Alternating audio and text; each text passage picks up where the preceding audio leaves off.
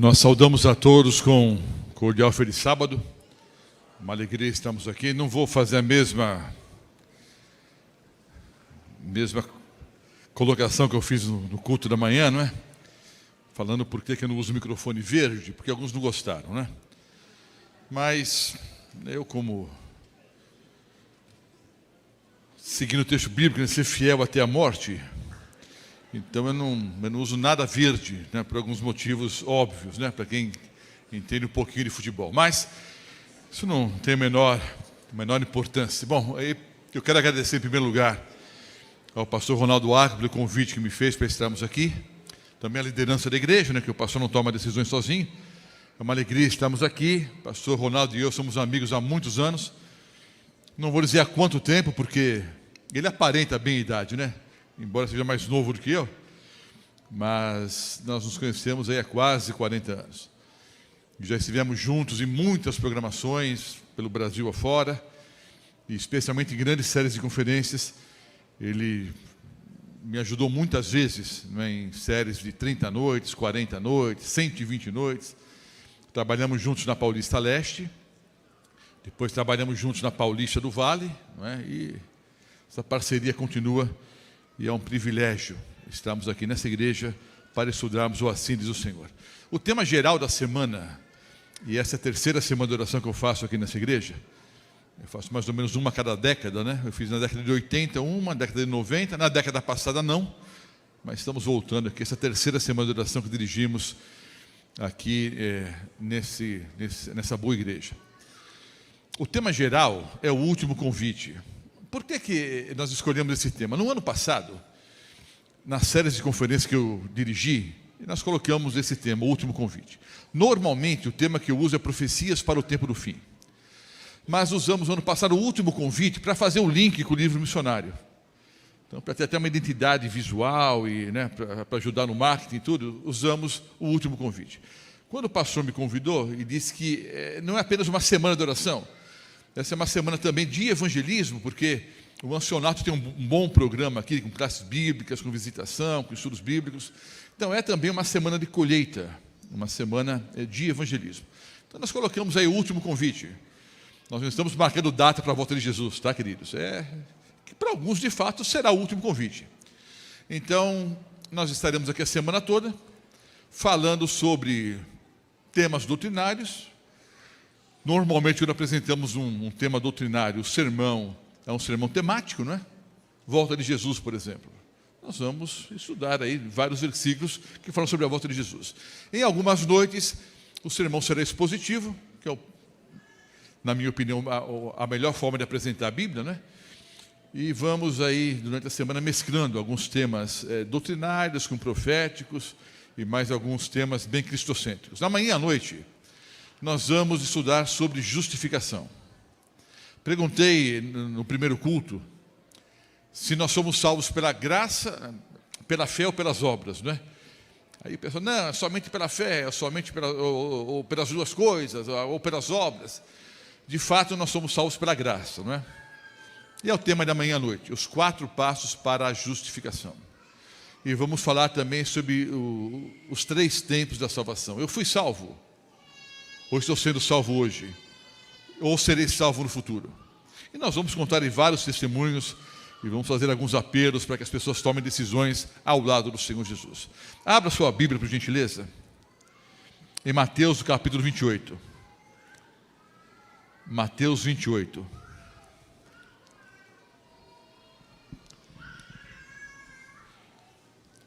Nessa manhã, o apelo que eu farei é um apelo específico para os adventistas do 7º dia, para colocarmos em prática a grande comissão. Não é um discurso longo, não é um discurso difícil de ser compreendido.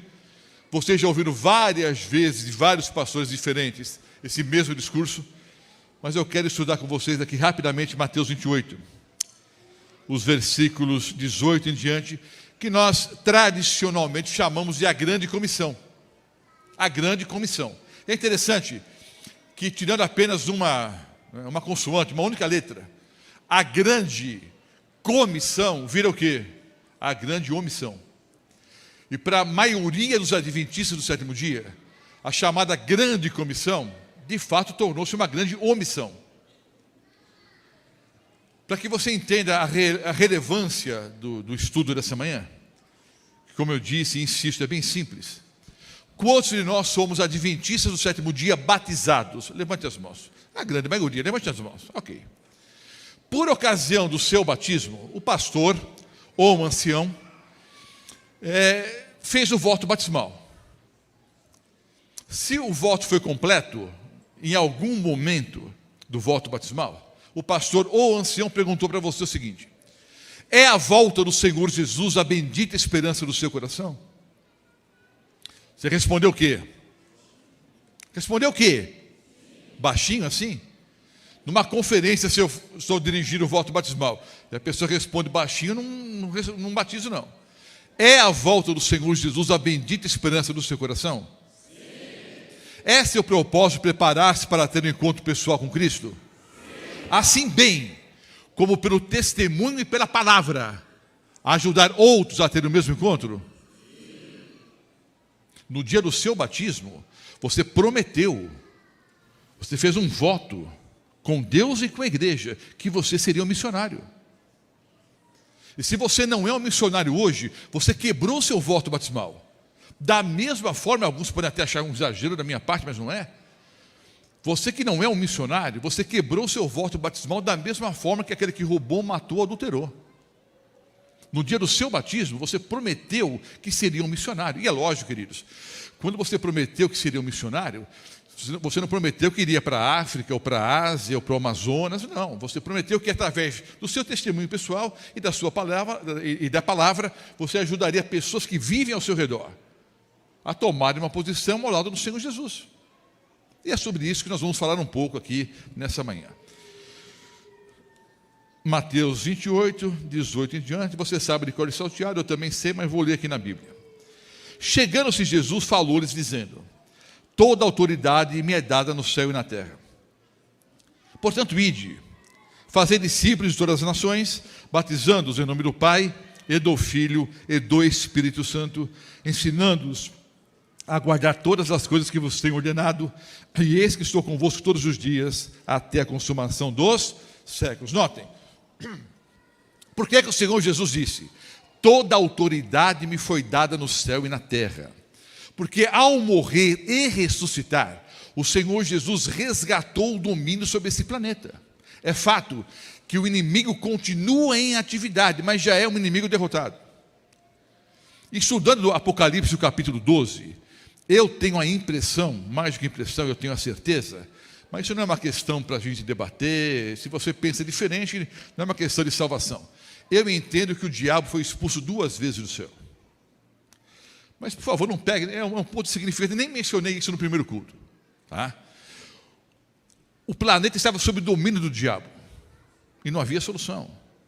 Quando o Senhor Jesus morre e ressuscita, é fato, o diabo continua em atividade, mas já é um inimigo derrotado, inclusive sabe que pouco tempo lhe resta.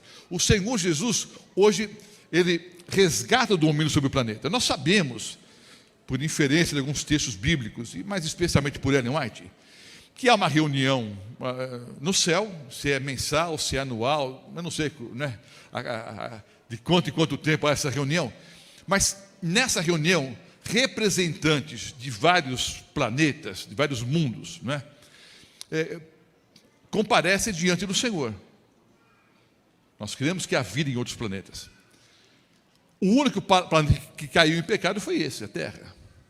Quem era o representante do planeta Terra nessa reunião no céu, até a morte do Senhor Jesus? O diabo.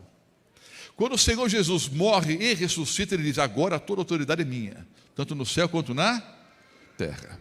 No final, ele diz, ele faz uma promessa: eis que estou convosco todos os dias, até a consumação dos séculos. Nós, como adventistas do sétimo dia, cremos na Santíssima Trindade. Inclusive, na fórmula batismal aqui, a ordem: batizando em nome do Pai, e do Filho, e do Espírito Santo. É um dos textos que usamos para falar sobre a Santíssima Trindade. Por incrível que pareça, há em nosso meio ainda alguns antitrinitarianos, e de vez em quando eles aparecem por aí. Há pouco tempo atrás, um deles me procurou, lá em São José do Rio Preto, onde eu trabalho hoje, e me disse: pastor, o senhor tem algum tema, algum estudo sobre a Trindade? Eu disse: não tenho um, não, eu tenho 32. Eu tenho 32 palestras sobre a Trindade sem repetir um versículo bíblico. Mas pegam esse texto aqui para dizer: não, nos manuscritos mais antigos a fórmula batismal não existia. Tá, tudo isso é um erro teológico. A fórmula batismal existia sim nos manuscritos mais antigos. Mas alguns se esquecem que além de Mateus, o capítulo 28 aqui, há mais 79 versículos só nos evangelhos, onde aparecem os nomes do Pai, do Filho e do Espírito Santo. Então, eu tenho 32 palestras sobre a Trindade sem repetir um versículo bíblico. Até interessante, há uma denominação, que eu não vou mencionar o nome, uma questão ética, mesmo que estão transmitindo agora, então eu tenho que ser bastante ético, mas é um grupo que anda de 2 em 2 e bate de porta em porta, né? E que aos domingos pela manhã ensinam várias coisas, entre elas que o Senhor Jesus não é Deus. E eu preparei uma palestra simples, mas essa denominação hoje tem um seminário, tem uma aula, como refutar Roberto Mota. Não tem nada demais, mas nas conferências bíblicas eu gasto várias noites explicando a Santíssima Trindade. Então, nós cremos na Santíssima Trindade, esse é um dos versículos, né, a fórmula batismal, mas quando o Senhor Jesus diz: eis que eu estou convosco todos os dias, até a consumação do século, ora, nós cremos que um dos atributos da Santíssima Trindade é a onipresença.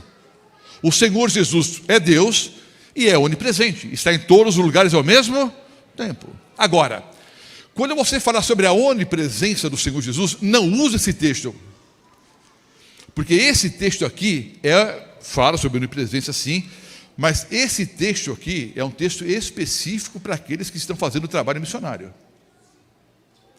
Eis que eu estou convosco todos os dias até a consumação do século. No contexto, a própria irmã White diz o seguinte: colocando em prática a ordem do Senhor Jesus, e o contexto dessa frase de Ellen White é a grande comissão, colocando em prática a ordem do Senhor Jesus, que nós temos a promessa da sua presença. Então, essa promessa da presença constante é feita nesse contexto para aqueles que estão colocando em prática os seus dons, os talentos que Deus lhe deu, em prol da pregação do Evangelho. Mas eu quero gastar mais tempo aqui com a própria comissão.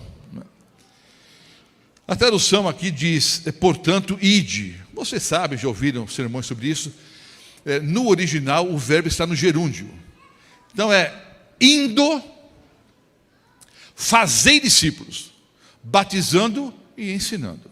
Ora, há 4 verbos aqui: ir, fazer, batizar e ensinar. No culto no primeiro culto, eu até fiz uma votação aqui e tal, mas para ganhar tempo, eu vou direto ao ponto.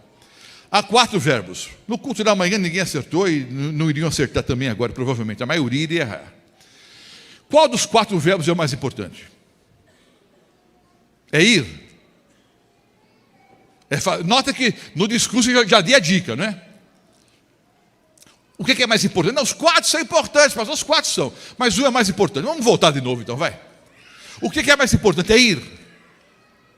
É fazer, é batizar ou ensinar. Quem acha que é fazer, levante a mão. Tá, a mesma coisa de manhã, o pessoal não vota. A palavra do cristão é sim, sim, não, não. Então vamos combinar o seguinte: o máximo que vai acontecer é você errar. Você pode responder errado, mas todo mundo vai votar agora. Quem não votar está em cima do muro. E quem está em cima do muro está com quem? Está com o diabo. O dono do muro é o diabo, né? Então, vamos lá. Quantos de vocês acham sinceramente, na sua opinião agora, que o mais importante é ir? Levante a mão. Tá. Quantos acham que o mais importante é fazer? Levante a mão. Quantos acham que o mais importante é batizar? Levante as mãos. Quantos acham que o mais importante é ensinar? Levante a mão. Quem está com o demônio? Levante a mão agora, porque alguns ainda não votaram. Mas tudo bem. Nesse culto teve uma resposta um pouquinho melhor. Alguns acertaram, não é? Mas a maioria continua errando. Se eu estivesse assentado desse lado aí e não soubesse a resposta, ou desse aqui, e não soubesse a resposta, eu responderia ir. Porque quem respondeu ir, respondeu com inteligência. Respondeu errado, mas respondeu com inteligência. Porque há uma prioridade lógica. Se eu não for, eu não vou fazer nada. Mas eu também posso ir e não fazer. Isso até é muito comum em alguns programas da igreja, né? Tem até a camiseta, agora eu vou, né? Mas eu vou para onde? Porque fica muito vago, né? Eu vou. Eu sei que no contexto, né, eu vou pregar, eu vou testemunhar. Bom, muitos vão, mas não sabem o que fazer. Então, ir é um verbo importante, aqui no contexto. É uma questão de prioridade lógica. Alguns, pouquíssimos, voltaram a batizar. O verbo batizar. Ora, quem crer e for batizado será salvo. Então, é uma questão de vida ou morte eterna. Quem respondeu? Batizar respondeu com sabedoria. Mas também é fato que eu posso batizar alguém e, infelizmente, essa pessoa não se torna um verdadeiro discípulo. A grande maioria respondeu ensinar. Também responderam com inteligência, porque antes da pessoa ser batizada, ela tem que ser preparada, ela tem que ser ensinada, tem que ser doutrinada, ela tem que entender racionalmente a decisão que ela está tomando. Agora, o verbo mais importante é o fazer. Eu dei até a dica. O único verbo que está no imperativo é o verbo fazer. Os outros estão no gerúndio, porque a ideia aqui é a seguinte: indo, ensinando e batizando, eu coloco em prática a única ordem que o Senhor deu à igreja, a única missão da igreja, que é fazer discípulos para Jesus. Não tem nada a ver com justificação pelas obras.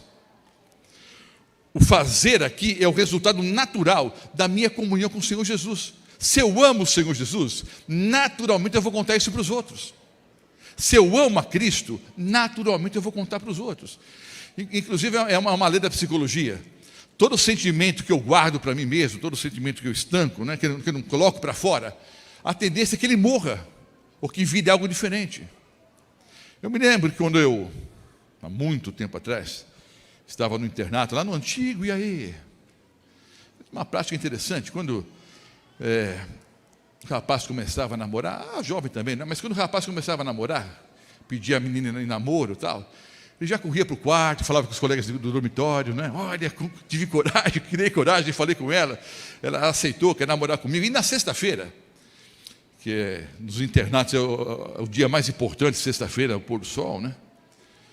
Quando você entra no refeitório, tradicionalmente, quando o rapaz começava a namorar, ele fazia o quê? Em vez de pegar uma bandeja, pegava quantas? 2. E ao pegar 2 bandejas, o povo já ficava esperto. Para um pouco, já está namorando. Aí pegava 2 bandejas, colocava as 2 bandejas ali na mesa, ficava esperando, né? A jovem entrar, a jovem entrava toda bonita, ali arrumada, desfilando. Aí o rapaz se levantava, puxava a cadeira. Fazia tudo isso para aparecer mesmo. Por quê? Está apaixonado, está amando. Ele quer que todo mundo saiba. Agora, interessante, a gente diz que ama o Senhor Jesus, né? Ah, Senhor Jesus, eu vou falar um pouco sobre isso amanhã à noite. Ah, Senhor Jesus, eu te amo tanto, eu te amo tanto. O Senhor está no fundo do meu coração, mas está tão fundo que ninguém vê, não é? O Senhor está no fundo do meu coração. Então, se realmente eu amo o Senhor Jesus, naturalmente, por atos e por palavras, eu vou testemunhar. Porque eu quero colocar em prática a missão, que é fazer discípulos para Jesus. Entenderam? Qual é a única missão da igreja? É até interessante que a palavra igreja vem do grego eclesia, né, chamados para fora. E eu sei que há muita discussão, mesmo no meio teológico. O que é mais importante? A etimologia da palavra ou o uso da palavra? Normalmente, alguns dão mais ênfase ao uso cotidiano da palavra. Mas, etimologicamente, eclesia significa o quê? Chamados para fora. Aí eu construo um prédio e quero colocar o povo aqui dentro. Quando a igreja, de fato, é o que? Chamados para fora. Tem que ter o prédio, lógico, para adorarmos o Senhor, tudo bem. Mas igreja significa chamados para fora. E a única missão dessa igreja é fazer discípulos para Jesus. Para isso é preciso ir, ensinar e batizar. Bom, pastor Mota, o senhor está aqui em Hortolândia. São 7 distritos pastorais aqui. Quantos? 10 distritos pastorais em Hortolândia. São mais de 10 mil adventistas no município que tem 250 mil habitantes. Então, a taxa aqui é um adventista para cada 25 pessoas. Então, pastor, aqui já é uma cidade evangelizada. Eu creio que parcialmente sim. Agora anotem. O Senhor Jesus disse que a seara é grande. O que está faltando, o que falta de fato é o quê? Ceifeiros. Ellen White diz que a grande massa dos salvos não está na igreja adventista, está do lado de fora. Então eu creio, queridos, que a grande maioria das pessoas que moram em Hortolândia, Sumaré, essa região toda aqui, a grande maioria das pessoas que estarão um dia no céu com o Senhor Jesus, não estão na igreja hoje de manhã, na igreja adventista. Elas estão onde? Do lado de fora. Ou em Babilônia ou no mundo.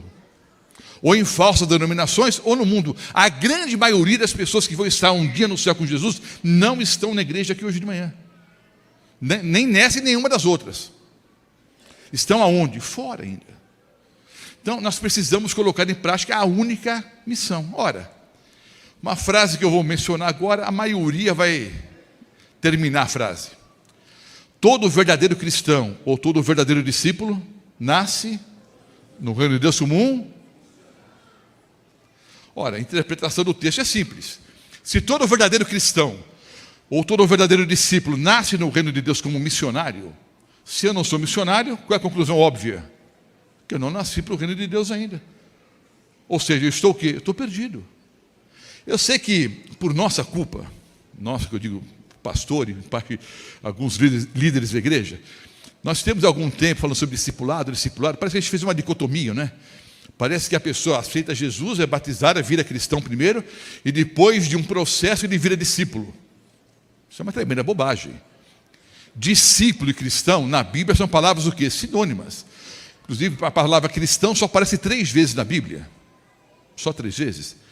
E discípulo ou discípulo 240 e poucas vezes.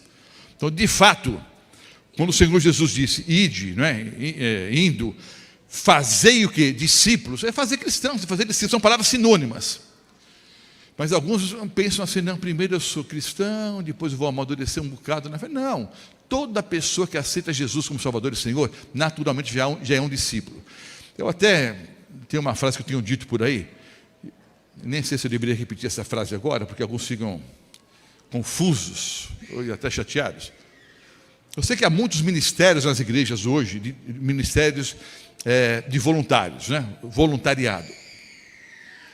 Eu não sou contra usar o termo, mas teologicamente falando, não existe voluntariado no cristianismo.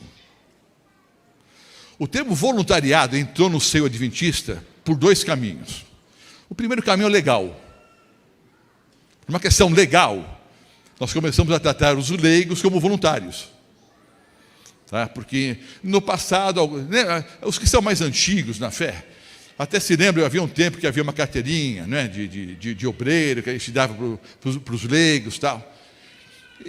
A igreja cortou essa carteirinha por motivos óbvios. Alguns começaram a usar isso para tentar provar o que vínculo empregatício. Então, por uma questão legal, a igreja começou a tratar os leigos como o quê? Como voluntários. E há uma outra questão que vem aí do mundo, né, do mundo empresarial, né, e das ONGs, que lida com voluntários. Mas no seio do cristianismo não existe voluntariado. Todos nós somos chamados. Todos nós somos chamados para sermos discípulos do Senhor Jesus e pregadores da sua palavra. Tá, ok? Pode continuar usando o termo voluntariado. Ok, não tem. Não vamos morrer por causa disso. Mas entenda. Aliás, um colega meu, um bom amigo, pastor Natan, usava a seguinte frase, né? Dá uma forçadinha na barra, né? Muitos são chamados e poucos o quê? Bom, se você é voluntário, se nem chamado você foi, então está complicada a tua vida, né? Porque de todos os chamados, e todos nós somos chamados, alguns são escolhidos. Antes de ser escolhido, você tem que ser chamado. Se você é voluntário, já complica. Sabe por quê, queridos? Eu não falei isso no outro culto, agora eu abro uma janela que eu não fecho mais. O voluntário, como o próprio termo diz, ele faz o que ele quer, quando ele quer, da forma como ele quer, e não presta satisfações a ninguém. Pastor, mas é assim que eu trabalho, mas está errado. Não existe voluntariado, eu tenho um compromisso, eu fui chamado. O apóstolo Paulo diz, eu sou escravo. Doulos, né, em grego, eu sou escravo. Pela nossa triste história, né, de escravatura no Brasil, João Ferreira de Almeida e outros traduzem o termo doulos, né, como servo, mas não é escravo. No original, eu, apóstolo Paulo, escravo.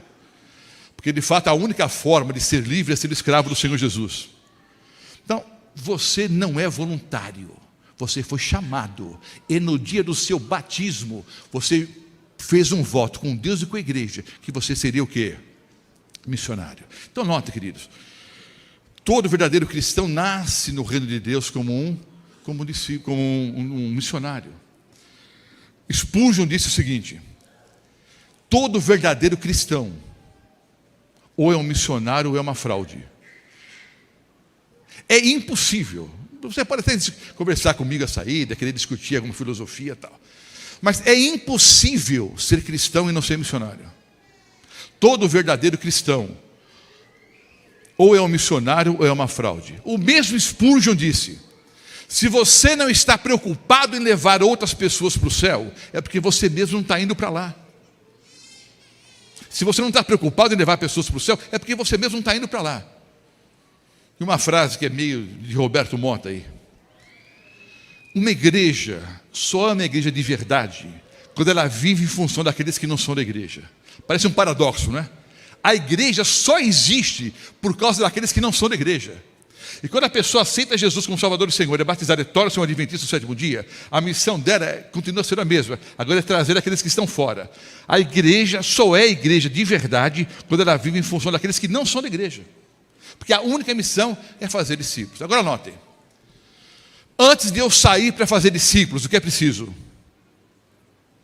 Vamos orar, vamos jejuar, vamos nos preparar, ok. Em outras palavras, antes de sair para fazer, eu tenho que ser. Como é que eu vou fazer discípulos se eu mesmo não sou um bom discípulo? Por isso que mais do que nunca, reavivamento e reforma é fundamental. Vamos pensar um pouquinho. Você e eu somos bons discípulos? Eu recentemente completei 60 anos de idade. Eu tenho 60 anos, mas eu me sinto de verdade, queridos, como se eu estivesse com 20 a mais, né? Mas eu olhei no espelho. Eu olhei no espelho e não gostei do que eu vi. Não são as rugas. Eu estava com a barba bem grande, fui fazer a barba semana passada, errei, tive que tirar tudo, estou deixando crescer de novo. Até interessante, vou abrir uma janelinha boba aqui.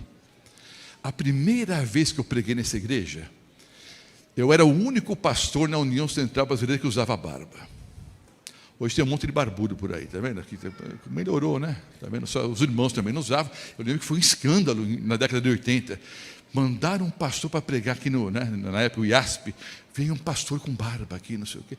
Aí eu vou explicar que tirar a barba é costume homossexual pagão, tal, porque não vale a pena tudo isso, né? Mas tudo bem. Aí eu fiquei a vida toda sem usar a barba, mas voltei a usar agora. Está curtinha, porque semana passada eu errei. Bom, o fato é o seguinte: eu olhei para o espelho e não gostei do que eu vi. Não é a cara feia, não é a velhice, não. Eu olhei para o espelho e eu enxerguei o seguinte: aos 60 anos de idade, eu deveria ser um cristão muito melhor do que eu sou. Eu não sou o cristão que eu deveria ser aos 60 anos de idade. Dado o tempo decorrido, eu deveria ser muito melhor do que eu sou, pela ação do Espírito Santo. Então tem alguma coisa que pela ação do próprio Espírito Santo, eu tenho que mudar em minha vida. Vamos pensar um pouquinho.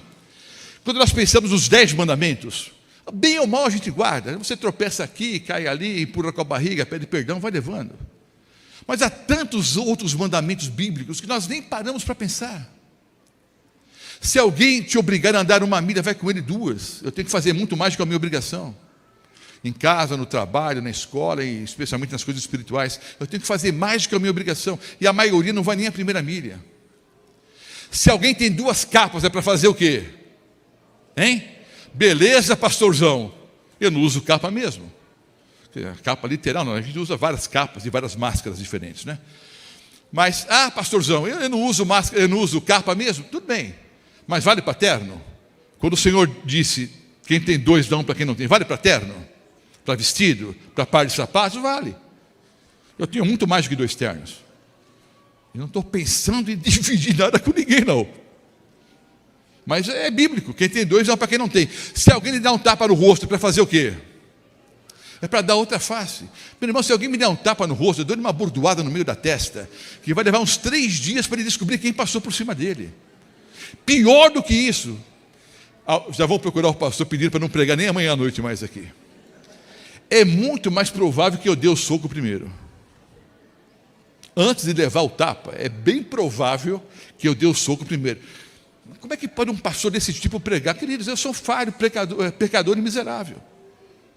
E ainda assim Deus me usou nos últimos anos para levar 50 mil pessoas ao batismo, que é o número de pessoas que eu levei pessoalmente ao batismo nos últimos anos. Então vejam bem, queridos, antes de sair para fazer, eu tenho que ser um bom discípulo. Isso não é perfeccionismo, mas eu tenho que ser um verdadeiro discípulo, tá ok? Se eu for um verdadeiro discípulo, eu vou colocar em prática a grande comissão e naturalmente faremos discípulos do Senhor Jesus. Agora eu ouço essa história há muitos anos. Não, mas aqui em Hortolândia é difícil, Sumaré é difícil, Campinas é difícil, Ribeirão Preto é difícil, em Genebra é difícil, né? Sydney é difícil, Nova York é difícil. Quando eu dirigi a minha primeira conferência em Ribeirão Preto, eu trabalhei a vida toda em São Paulo. Quando eu fui chamado para o interior de São Paulo, e dirigi a primeira conferência 16 anos atrás em Ribeirão Preto, um bom pastor amigo meu disse: Mota, aqui não é São Paulo não, aqui não é periferia, aqui não é Paulista Leste. Na Paulista Leste eu cheguei a batizar 740 pessoas num dia, num batismo, né? Como distrital, o pastor Ronaldo Ox está ali, como distrital eu batizava 2 pessoas por dia. Foi minha média, aliás, é o recorde da União Central Brasileira até hoje, né? Como distrital, a minha média foi 2 batismos por dia ao longo do ano. A média da igreja onde eu trabalhava, né? Mas eu ouço, está difícil, está difícil. Quando chegamos em Ribeirão Preto, um bom pastor disse: aqui não batiza, Mota. Aqui não batiza. Aqui não batiza 50 no ano. No ano não batiza 50. Batizamos 540 no primeiro batismo. 540. É que o evangelista chega, dá banho em todo mundo. Queridos, eu sou evangelista há 34 anos, 33 para 34. Ou a igreja é muito burra, ou tem algum resultado no nosso trabalho, né? Que igreja sábia e inteligente como a Adventista do Sétimo Dia vai manter um conferencista 34 anos se está batizando o povo e jogando o povo fora? Para vocês terem uma ideia, estou dizendo isso a título de informação, não é para contar papo não. 40% foi o crescimento de dízimo em Ribeirão Preto, que é a região mais rica da Paulista Oeste. Ou seja, aliás, um outro dado que eu não mencionei de manhã, na Paulista Oeste, o maior índice de dizimistas está entre aqueles que foram batizados nos últimos 2 anos, diferentemente de qualquer outro campo do Brasil. O índice na Paulista Oeste, onde eu trabalho, o maior número de dizimistas está na faixa daqueles que foram batizados há 1 ou 2 anos. Ou seja, eles foram doutrinados de maneira correta. Então, não dá para batizar 50 em Ribeirão Preto, batizamos 540 num batismo. O pastor Ronaldo Arca até esteve lá, cantou na conferência e tudo. Dirigi uma conferência em Genebra, na Suíça. No ano anterior tinham batizado, acho que 4 ou 5 pessoas no país todo. Batizamos 42 pessoas no batismo. Em Genebra, na Suíça. Foi o maior batismo da história. Não estou contando papo. Eu estou dizendo que funciona. Então essa história, não, aqui não, lógico, o Senhor mentiu então. A seara é grande, o que falta é gente para ceifar. Ele mentiu? Não, ele falou a verdade. Então eu tenho que entender que a maioria ainda está do lado de fora. Eu vou contar alguns breves testemunhos aqui, rápidos, para que vocês entendam como é que o evangelismo funciona, de maneira simples. Eu era distrital no Itaim Paulista. Não confunda Itaim Paulista com Itaim Bibi. Itaim Bibi é bairro de gente rica. Itaim Paulista fica na periferia, gente boa, mas é periferia, gente humilde. Eu fui pastor ali por 2 anos. Parei o automóvel em frente à igreja, estava com sede. Estava a igreja aqui, ao lado da igreja, um bar. E em vez de entrar na igreja, entrei no bar. Ah, pastor, quando você coloca os pés dentro do bar, o anjo fica onde? Se eu for para o bar encher a cara, provavelmente o anjo não vai comigo, né? Mas se eu entrei no bar para tomar água ou um refrigerante, eu entrei no bar, pedi um refrigerante. Ah, pastor, devia ter pedido uma água. Não, eu estava afim de pedir refrigerante. Pedi um refrigerante.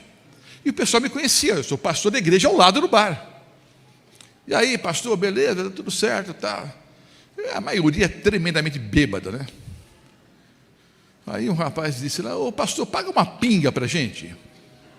Eu falei: irmão, pinga não posso pagar, que é um refrigerante aí, uma água mineral, eu pago. Não é? Mas bebida alcoólica, olha, eu estou fazendo curso como deixar de fumar, como deixar de beber aqui do lado.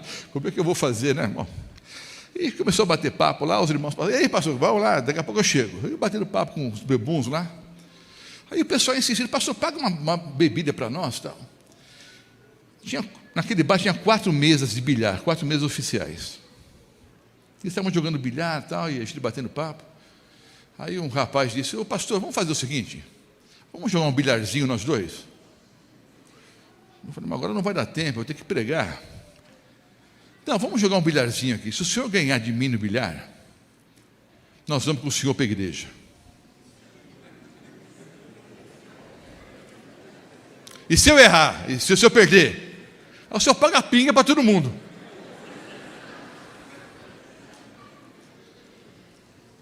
Ele estava na última mesa, eram 4 mesas oficiais, aquelas mesas grandes, né? Eu falei, não vai dar tempo de jogar um bilhar agora não, mas aquela bola preta, se eu matar na caçapa do fundo, vocês vão comigo à igreja?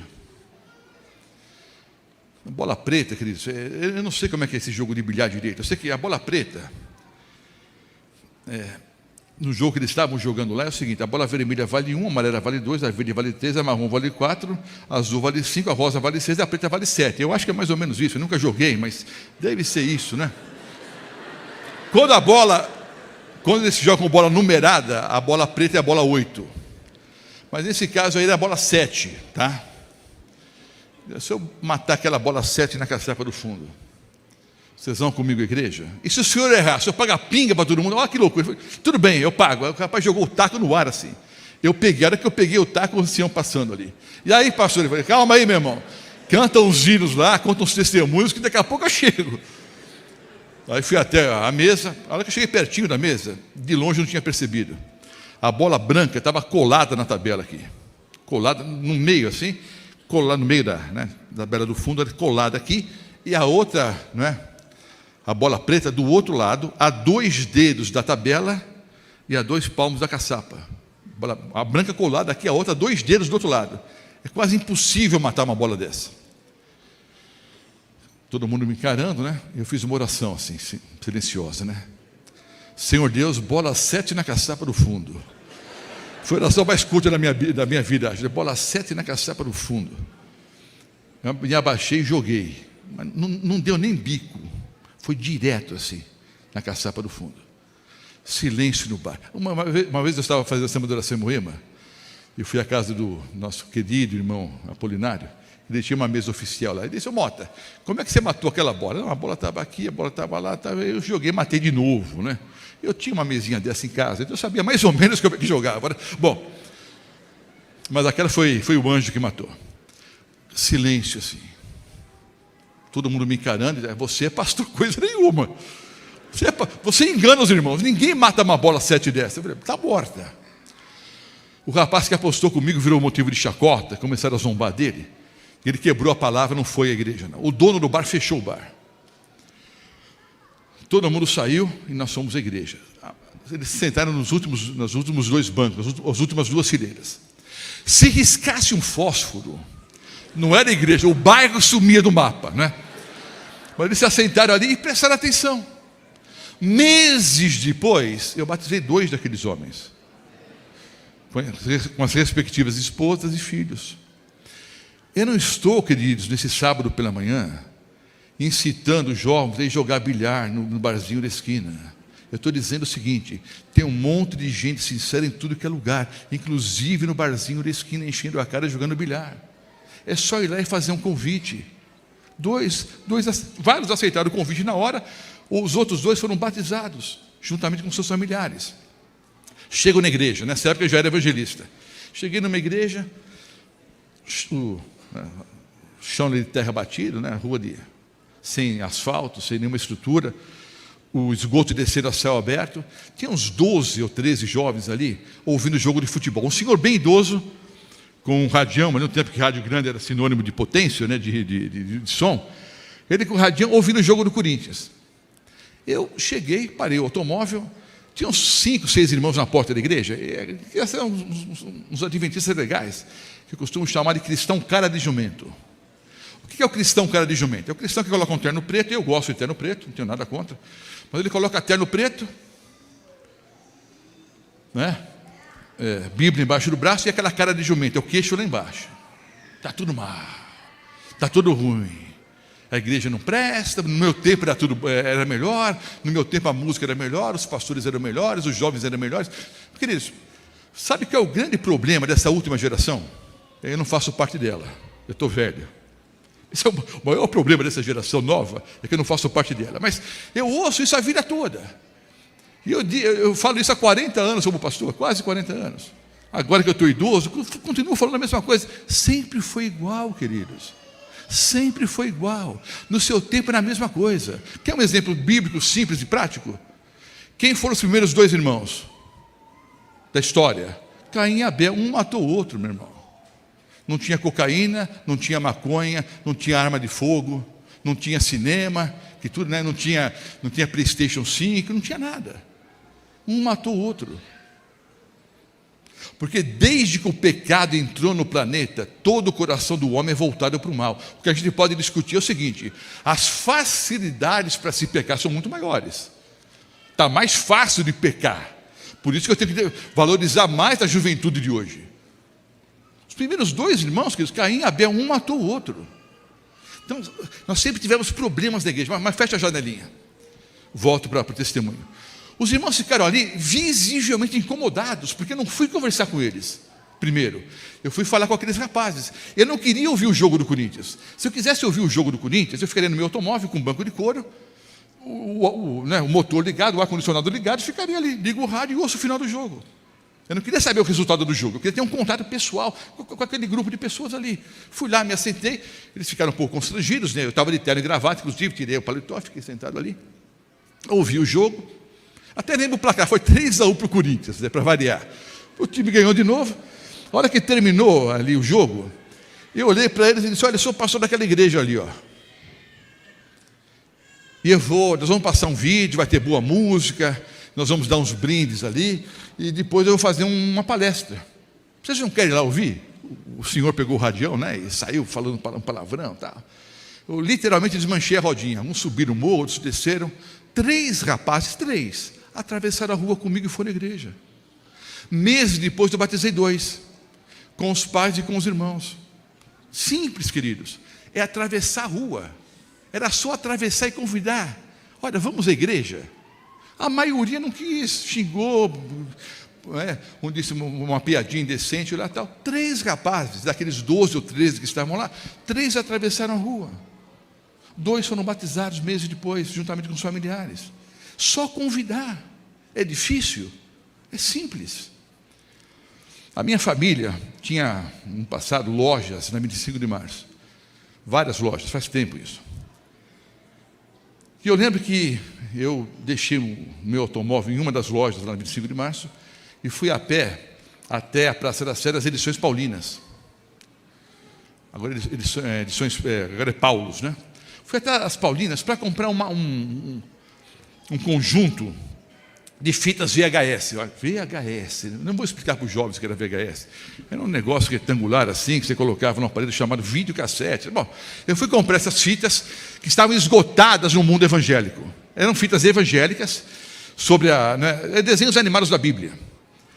Mas eu descobri que nas edições paulinas tinha. E eu fui lá comprar. Cheguei na loja, comprei as fitas, comprei alguns livros. Pastor, você comprou livro católico? Comprei. Eu leio de tudo, né? E retiro aquilo que é bom, aproveito o que é bom. A hora que eu estou descendo a Praça da Sé, em direção ao 25 de março, sempre tem alguns grupos ali de pregadores, de vendedores ambulantes e tal. Tinha um grupo grande, com mais de 200 pessoas, que me chamou a atenção. Eu fui ver o que estava acontecendo. Cheguei ali, era um pregador, um homem de baixa estatura. Ele mencionava os textos bíblicos de cor. E tinha um outro rapaz alto com a Bíblia aberta, que ia confirmando os textos. E o tema do sermão, o tema do discurso era: não farás para ti imagem de escultura. Isso diante da catedral, ali na Praça da Sé. Obviamente um ataque à igreja católica. E eu parei para ouvir. Normalmente eu não paro para ouvir, mas aquele dia eu parei. E falou direitinho, começo, meio e fim. Não falou bobagem não. A hora que ele terminou a palestra, ele abriu para perguntas. Alguém tem alguma pergunta? Eu fiquei: pergunta ou não pergunto? Pergunta. O loiro alto ali, tem alguma pergunta? Tenho. É sobre a Bíblia? É sobre a Bíblia. Então pode perguntar que se é sobre a Bíblia, eu respondo. Tá? A minha questão aqui é a seguinte: os evangélicos me ensinaram, de maneira tão bonita, tão profunda, que o Senhor Jesus aboliu os mandamentos na cruz do Calvário. Agora eu vejo o senhor, um evangélico, pregando sobre a guarda dos mandamentos, eu fiquei na dúvida. Devo guardar ou não? Porque se de fato os mandamentos foram abolidos pelo Senhor Jesus na cruz do Calvário, eu posso ter imagem de escultura em casa. Então me explique, os mandamentos foram abolidos ou não? Ele perdeu ali, né? Ele diz que perdeu o rebolado, mas a gente não pode usar, que isso é um termo mundano, então não vou dizer. Ele ficou meio assim, constrangido, não é? E não respondeu nada. Os segundos se passaram e ele disse: meu irmão, então vamos fazer o seguinte: leia um pouquinho abaixo o 4º mandamento. A hora que eu disse isso, ele literalmente fez o seguinte: ele deu um salto para trás. Ele disse: haha, eu sei qual é a sua raiz. Você é adventista do 7º dia. Ele disse: eu sou. Aí começou o que eu não queria, um debate público, que normalmente não leva a nada, né? E eu sem Bíblia. O povo mais miserável para andar sem Bíblia é adventista. Você vai na rua, se você vê um camarada com Bíblia embaixo do braço, você já sabe uma coisa: adventista não é. Isso que nós éramos chamados de o povo da Bíblia, né?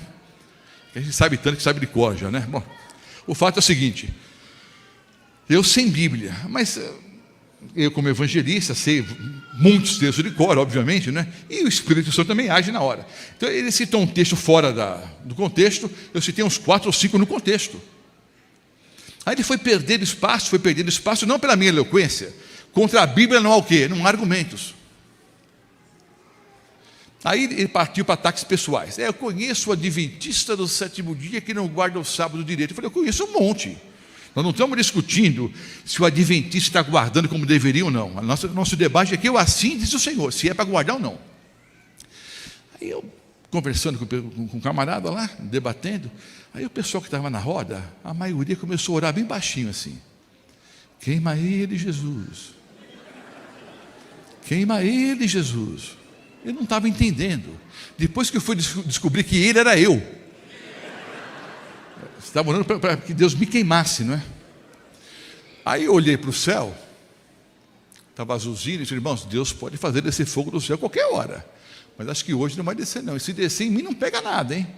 Olha o que vocês estão pedindo. E o clima foi ficando ruim. A uma certa altura, o pregador olhou para as pessoas e disse: olha, quantos querem, em o nome do Senhor Jesus, que ele vá embora? 200 levantaram a mão.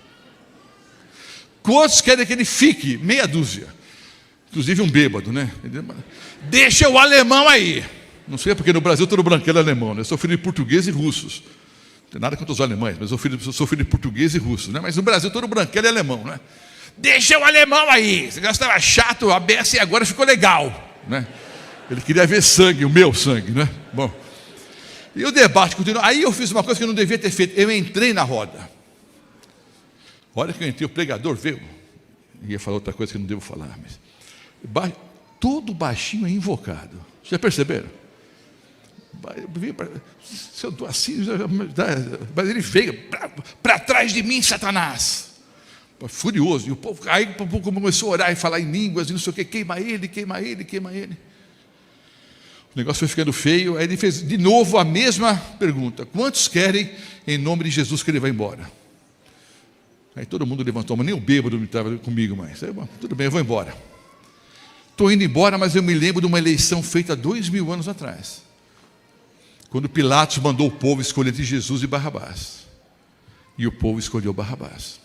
De novo, 2000 anos depois, vocês estão voltando com o diabo. Uma hora que eu disse isso, irmãos, o pessoal veio para cima de mim, não a maioria, né? uns talvez 12 ou 15, vieram para cima de mim, tapa, e chute, pontapé. Um segurou no meu cabelo, tentei escapar, arrancou o cabelo, ele arranhou meu pescoço. Duro foi chegar em casa e explicar para a mulher arranhando o pescoço. Eu estava, primeiro que era que eu via no esposo, né? Mas eu estava tão machucado, roupa rasgada, tudo, que só podia ter sido briga mesmo, né? Depois até infeccionou, e deu um trabalho miserável ali. Até chegar em casa, limpar ali a unha suja do camarada. Eu sei que também rasgaram a minha roupa, eu tomei soco, pontapé, me jogaram fora da roda. Quando me jogaram fora da roda, eu vou voltar. Eu vou voltar. Há muitos anos atrás, há muito tempo atrás, no Maracanã, eu briguei com 12 flamenguistas. Nos Gaviões da Fiel, eles dizem que foram 30. Mentira, foram só 12. E eu bati muito mais do que eu apanhei. Aí eu pensei, mas não é possível. Eu briguei com 12 flamenguistas no Maracanã e não levei a pior. Como é que eu vou apanhar descrente aqui na Praça da Sé? Eu vou voltar, né? Mas não voltei, não. Eu humilhado, o ego ferido, obviamente, né? A gente é orgulhoso, eu machucado, apanhei e tal. Estou descendo em direção a 25 de março, alguém veio por trás e colocou a mão no meu ombro. O que você quer, rapaz? Calma aí você. Ele olhou para mim e disse, você é adventista? Eu sou adventista, sim, por quê? Eu já fui adventista, disse o rapaz, e estou há muitos anos fora da igreja, muitos anos. Eu sempre passo na Praça da Sé, mas nunca paro para ouvir esses debates, hoje eu parei. E agora estou super preocupado, porque eu vi o senhor falando, eu vi o pessoal batendo no senhor, e eu descobri que a perseguição começou, e eu estou fora da igreja. Aí eu falei, meu irmão, o negócio é o seguinte, aí eu fiquei mais calmo, já vi que... Né? Eu falei, meu irmão, vou te explicar uma coisa, não começou perseguição coisíssima nenhuma, tá? Está no futuro ainda, mas é hora de voltar para a igreja assim. Conversei um pouquinho com ele, passei meu número de telefone para ele. Algum tempo depois eu rebatizei. Batizei a sua noiva. Fiz o casamento deles. E anos depois eu batizei os filhos. Não estou ensinando que você tem que ir numa praça, em qualquer lugar por aí, arrumar briga, confusão. Não. Tinha pessoas sinceras ali.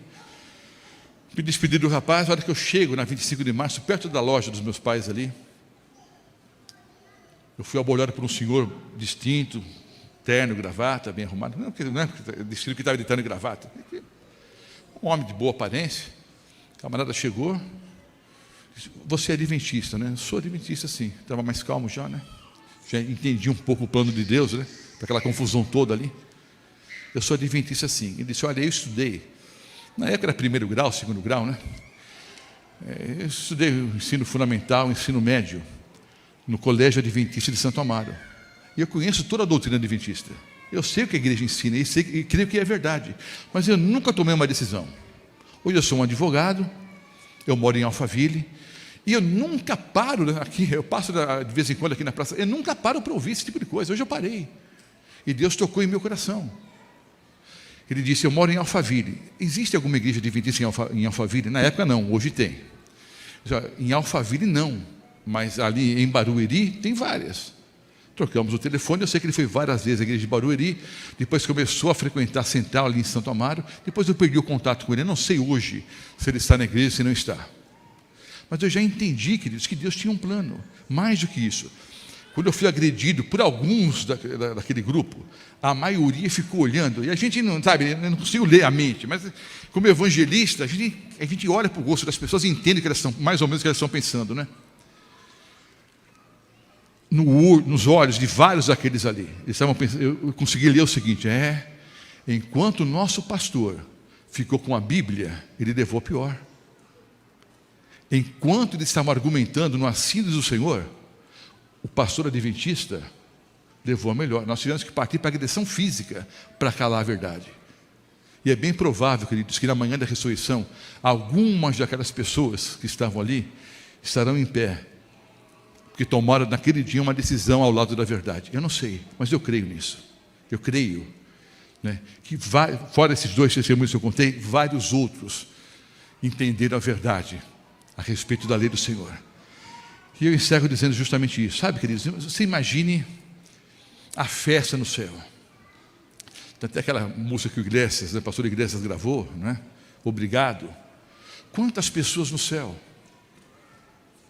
vão chegar para nós, olha, eu estava jogando dominó na praça. Você passou ali e entregou um livro. Eu li o livro e por isso eu tomei decisão ao lado de Jesus. Você nem conhece a pessoa, nem sabe quem é.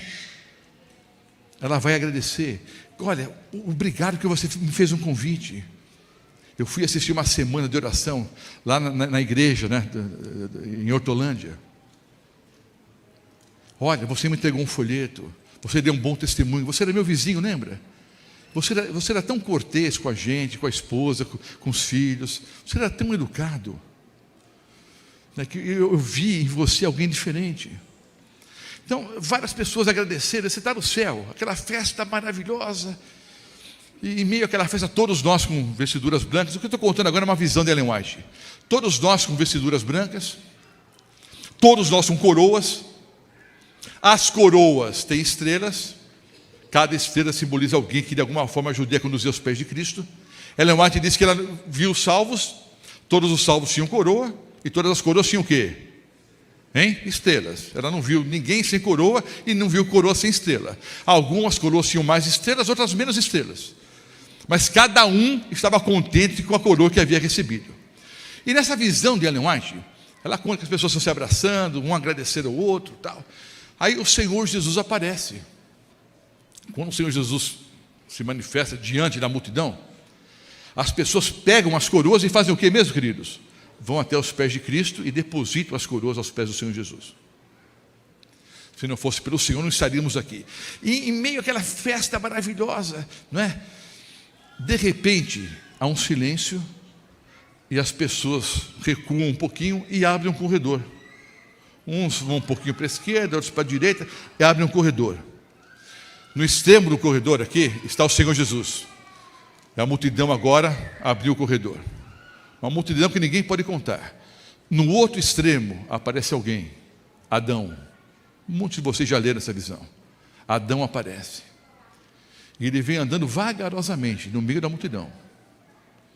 E todos nós olhando para o alto. Tem que olhar para o alto porque Adão tem 3 metros e pouco. Depois de vários anos ou décadas, sei lá quanto tempo comendo da árvore da vida, vamos chegar mesmo à nossa estatura, né? Mas Adão passando por ali, todos nós olhando. E Adão vai andando mansamente, mansamente.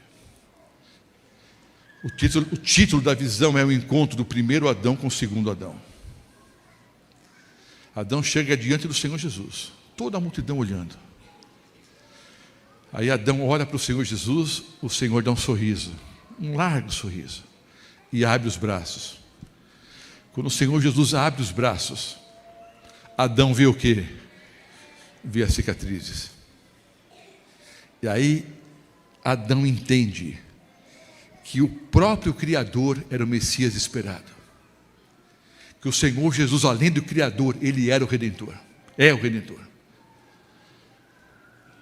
E Adão, com lágrimas nos olhos, ele se joga aos pés do Senhor Jesus e abraça com força os pés do Senhor Jesus e ele diz uma frase bíblica: bendito é o Cordeiro que foi morto.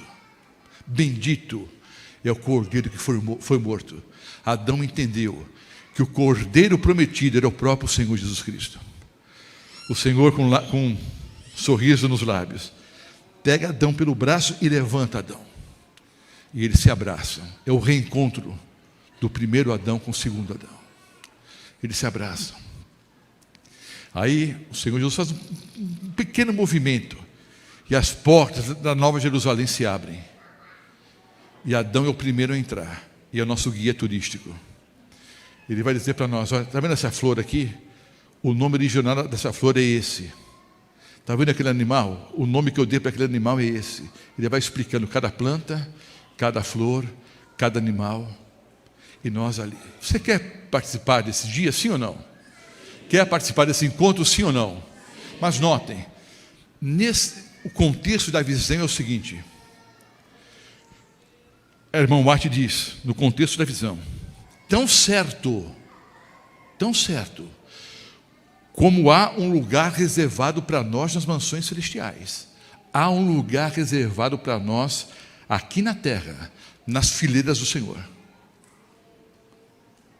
E se você não tomar, isso não é frase de Roberto Mota, é frase de Ellen White que eu entendo inspirada por Deus, porque eu creio que ele é profetisa do Senhor. Se você não tomar o seu lugar nas fileiras do Senhor, outro vem e toma. E se alguém tomar o seu lugar nas fileiras do Senhor, tomará a sua coroa nas mansões celestiais. Aí era cita o texto: cuide para que ninguém tome a sua coroa. É nesse contexto que ela coloca a visão. E ela insiste: ninguém entra no céu sozinho. É praticamente a frase final da visão. Ninguém entra no céu sozinho. Nós temos uma única missão: fazer discípulos para o Senhor Jesus, dentro dos dons e talentos que o Senhor nos deu. Então, por favor, fale de Jesus. Fale de Cristo. Pastor, mas eu não sei explicar as 2.300 tardes e manhãs. Você deveria saber explicar essa altura, deveria saber. Eu não sei o que significa os 4 animais de Daniel capítulo 7, você deveria saber. Agora, você não pode chegar para um parente, para um vizinho, para um amigo e dizer o que o Senhor Jesus fez em seu lugar na cruz do Calvário. Eu fazia um treinamento relâmpago, não vou fazer agora não, porque eu fazia esse tipo que não é nem um sermão, é a primeira aula que eu dou quando eu estou preparando a igreja para a conferência. Aí muitas vezes as pessoas me dizem: pastor Mota, vá até a nossa igreja, dá um treinamento. Eu tenho um treinamento relâmpago, que eu não vou fazer agora. Eu simplesmente digo assim: olha, o senhor, 30 segundos, fala para o jovem aqui o que o Senhor Jesus fez por você. 30 segundos. Aí eu inverto. Você, jovem, fala para o nosso irmão aqui, em 30 segundos, o que Jesus fez por você. Acabou o treinamento. Não dá para você falar para o seu patrão, para o seu vizinho, para o seu empregado, para os seus colegas de esporte, de futebol, de pescaria. Você não pode contar o que Jesus operou na tua vida. Você não pode falar sobre o sacrifício maravilhoso do Senhor Jesus na cruz do Calvário. Até preguei em São Carlos um dia ali antes das eleições. Alguns ficaram bravos comigo, né? Eu só fiz um apelo. Eu disse: olha, irmãos, vamos fazer o seguinte. Não estou tomando partido nenhum. Eu só vou fazer um pedido para vocês. Falem do Lula ou do Bolsonaro, né? Falem de Jesus o mesmo tanto que vocês falam do Lula ou do Bolsonaro. Você vota o que você quiser. Você pode votar no PT, você pode votar no Bolsonaro. Você vota em quem você quiser, ou um terceiro candidato. Vote em quem você. Só estou fazendo um apelo para vocês. Falem do Senhor Jesus o mesmo tanto que vocês têm falado de Bolsonaro e do Lula. Só isso. Nós evangelizamos São Carlos em 2 dias. Interessante, né? Como alguns de nós adventistas do 7º dia defendemos de forma ferrenha, né? O bolsonarismo ou o petismo. E você faz o que você quiser, você é livre. Mas para falar de Jesus é uma dificuldade tão grande. Por quê? Conte o que o Senhor Jesus operou em seu lugar, o que o Senhor fez por você na cruz do Calvário. Está difícil? Não está. É só contar, é só falar. E aqueles que receberem outros dons, dirijam classes bíblicas, deem estudos bíblicos, convide pessoas para vir aqui à igreja. Simples. A grande maioria ainda está do lado de fora. Faço uma última pergunta e vou orar. Deve ter até estourado o horário já. Quantos de vocês que moram aqui em Hortolândia, Sumaré, moram na região aqui, tem parentes na região que já foram adventistas e estão afastados da igreja? Levante a mão. Quem mora aqui e tem parentes na região? Só isso? Levante a mão aqui. Você não tem nenhum parente na sua casa? Está todo mundo na igreja? Os seus filhos, a sua esposa, seu pai, sua mãe, está todo mundo na igreja? Quantos de vocês têm amigos aqui de Hortolândia, Sumaré região, que já frequentaram essa mesma igreja aqui e estão fora hoje? Levante a mão. Quantos de vocês têm? Uma grande parte, uma grande maioria. Você tem. Quantos amigos que você tem que não são cristãos hoje? Eu tenho que parar. Mas eu lembrei agora um fato simples, né? O dia do juízo. Todos diante do tribunal de Deus, todos.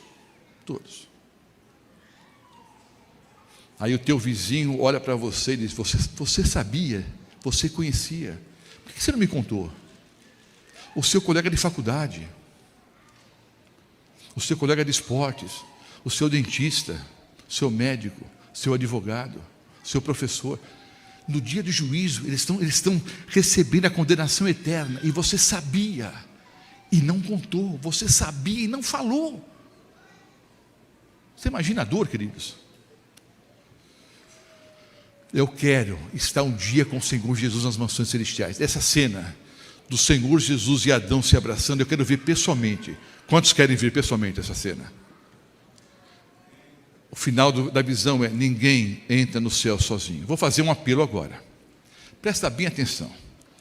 Eu não sei quantos milhares de apelos eu fiz ao longo do meu ministério, mas eu sempre faço apelos bem racionais, tá? Para pensar um pouquinho.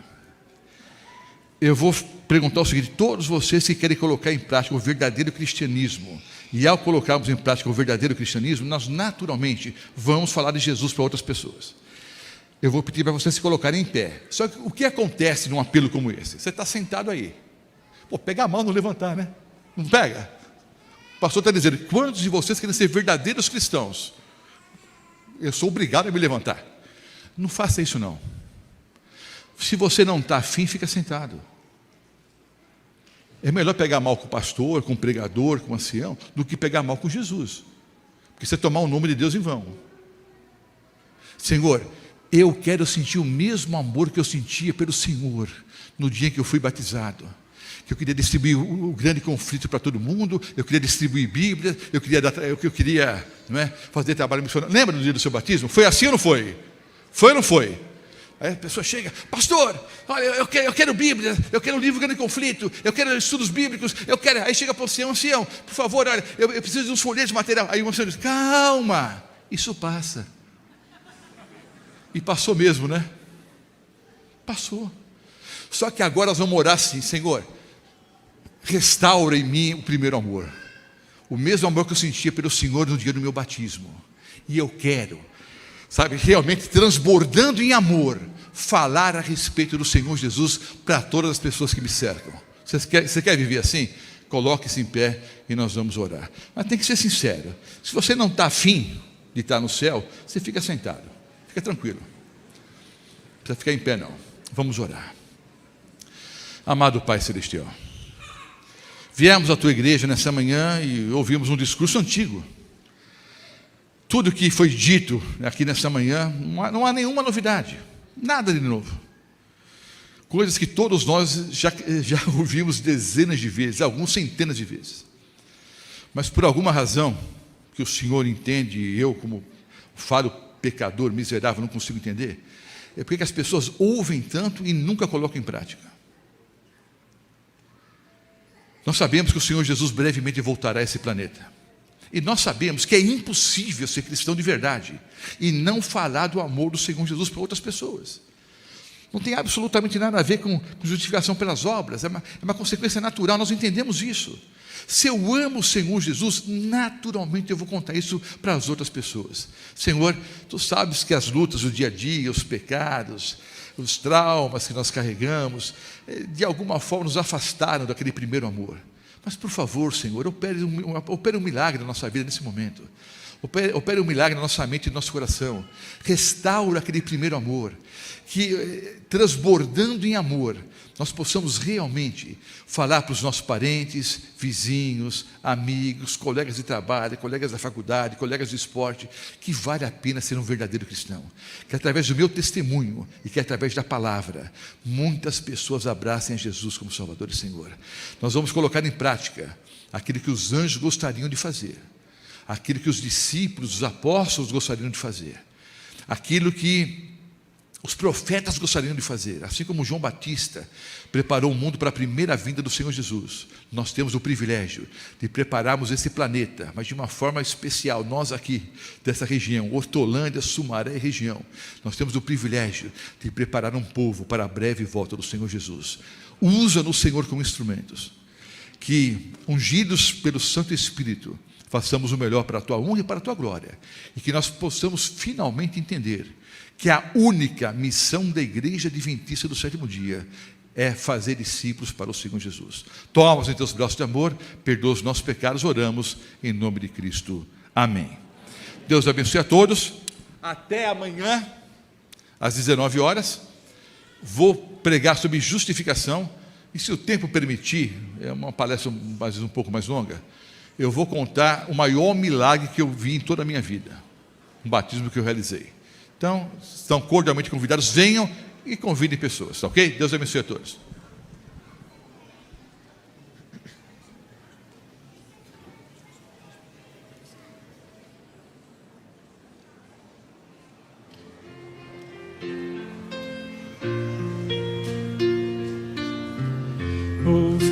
a voz de Deus. Tive um encontro com meu Criador. Eu sigo em paz, desfrutando de suas bênçãos, e vou espalhar seu amor até Jesus voltar. Amém. Feliz sábado a todos. Os cultos da semana de oração serão todos os dias às 19 horas.